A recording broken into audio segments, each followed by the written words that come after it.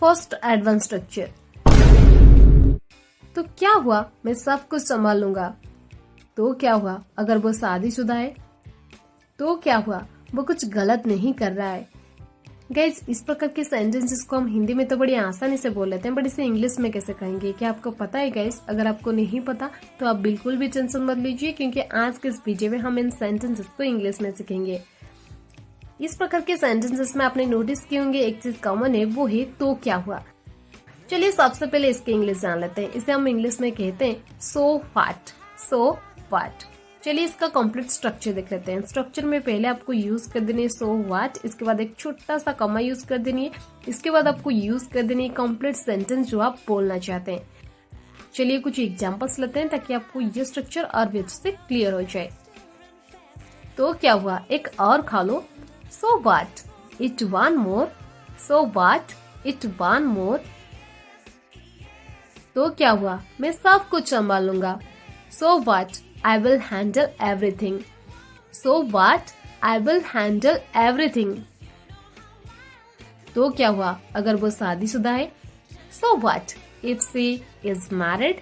So what if she is married? तो क्या हुआ वो कुछ गलत नहीं कर रहा है। So what he is not doing anything wrong. So what he is not doing anything wrong. Second advance structure. मैं आपके साथ क्यों जाऊं? आपका काम वो क्यों करे? मैं तुम्हारा मित्र क्यों बनूं? गाइस, इस प्रकार के सेंटेंसेस को हम हिंदी में कैसे बोलेंगे जहां पर हम फ्रेज यूज करते हैं कोई काम क्यों करे या फिर कोई काम क्यों करो। इसके लिए हम इंग्लिश में फ्रेज यूज करेंगे वाई शुड की। वाई शुड की।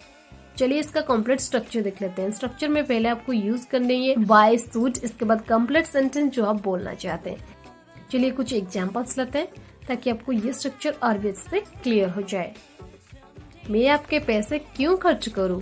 Y should I spend your money. Why should I spend your money. मैं तुम्हारा मित्र क्यों बनूं?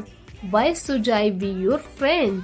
Why should I be your friend. आपका काम वो क्यों करे? Why should he do your work? Why should he do your work? मैं आपके साथ क्यों आऊं? Why should I come with you? Why should I come with you? वो तुम्हारे बारे में क्यों सोचे? Why should she think of you?